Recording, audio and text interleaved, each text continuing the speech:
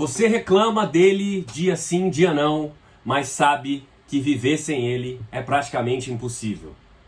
Tudo que você faz e deseja é para se ver livre dele, para não precisar mais dele.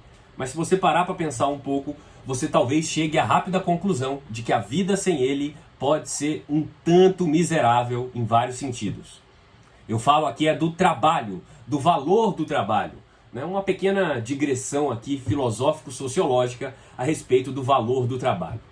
Muito prazer, eu sou o Túlio Augustus, sociólogo e professor, e convido você, minha caríssima, você, meu caríssimo, a se darem o trabalho de se inscrever nesse pobre canal, clicando aqui embaixo, contribuir aí nos comentários com as suas impressões e, claro, dar aquele joinha, porque, se você gostar do vídeo, claro, porque, afinal de contas, mesmo num vídeo curto como esse, dá trabalho fazer, A ideia é que seja um vídeo curto, vamos ver se eu consigo.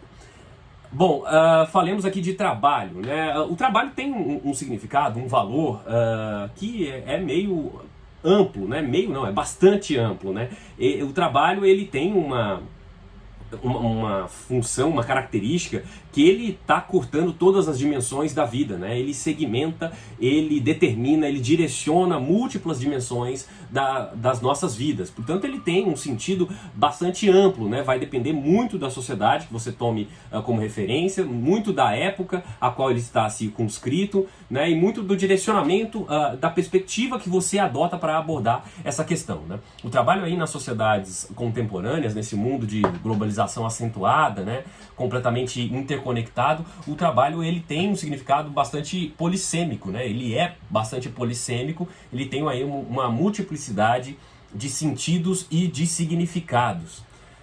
Eu comecei o vídeo falando que você reclama muito do seu trabalho, que eu tenho certeza que já aconteceu ou acontece com frequência, porque o ideal de trabalho ele sempre esteve vinculado a uma questão negativa, a algo negativo, Isso em diversos momentos da nossa história.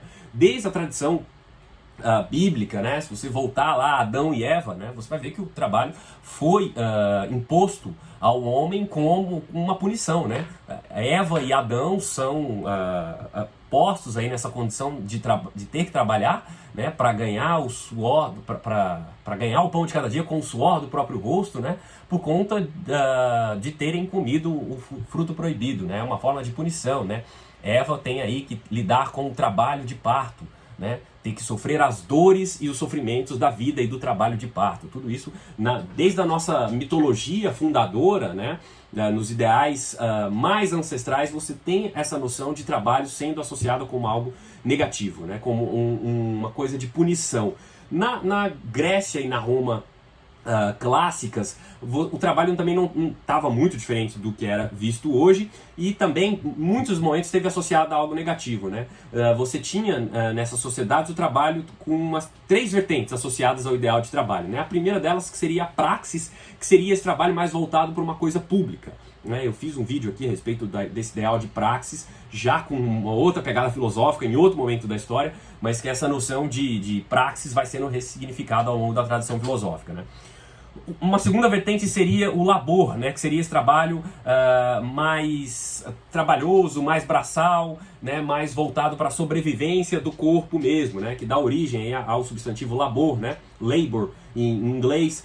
E a terceira vertente seria essa poesis, que seria esse trabalho de criar a partir de elementos da natureza, Na Antiguidade Clássica, os escravos eles tinham uma condição semelhante, em certo sentido apenas, análoga à dos assalariados atualmente, Os escravos naquelas sociedades, eles almejavam a alforria, trabalhavam para obtê-la, por mais que eles não pudessem, depois disso, ter a condição de cidadãos plenos, Eles não eram cidadãos plenos nessas sociedades. Mesmo assim, queriam se libertar do trabalho, Na Grécia clássica, inclusive, surge o termo negócio, fazer negócio, que é negotium, que seria negar o ócio, isso é, negar a ociosidade, negar a preguiça e praticar o trabalho, e que era também uma condição mal vista, o trabalho sendo relegado àqueles que não têm condições de pensar, de produzir, de elaborar pensamentos elevados, e portanto eles estão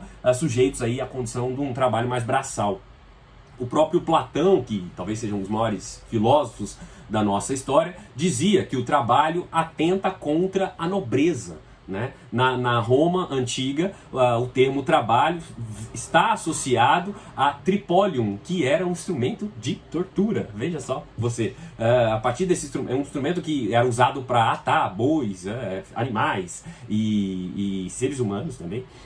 E depois deu origem ao termo tripaliare, e que aí por sua vez deu origem a trabalhar. Portanto, desde a origem, a ideia de trabalhar está associada a torturar, né? E aí você que tem aquele chefe mala, insuportável, você sabe bem que às vezes trabalhar pode ser sim um sinônimo de tortura. Pra quê?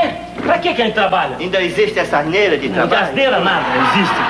Já na Alta Idade Média, entre ali os séculos 5, 7, 8, no momento em que a Igreja Católica está dominando o pensamento por completo e que está justificando ali aquela sociedade tripartite, o trabalho também não é bem visto, né? Você tinha naquelas sociedades ali os que oram, que seria o clero, os que guerreiam e que protegem, que seria a nobreza, né?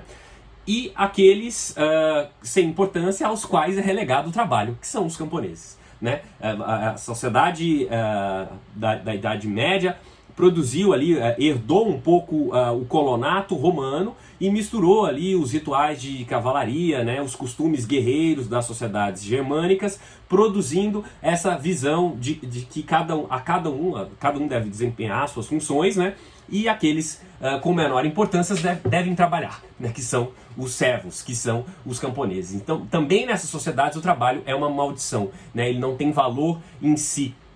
E, portanto, deve ser dispensado às porções da sociedade que não tem tanto valor, né? Mesmo em sociedades tribais, né, o trabalho, a produção não está muito associado a uma coisa valorativa, né? Apenas quando o trabalho está mais próximo dos ritos ou dos mitos dessas sociedades é que ele tem mais valor, né? Então, foi a partir do século XVIII que essa coisa começa a mudar, você começa a ter filósofos discorrendo a respeito do tema.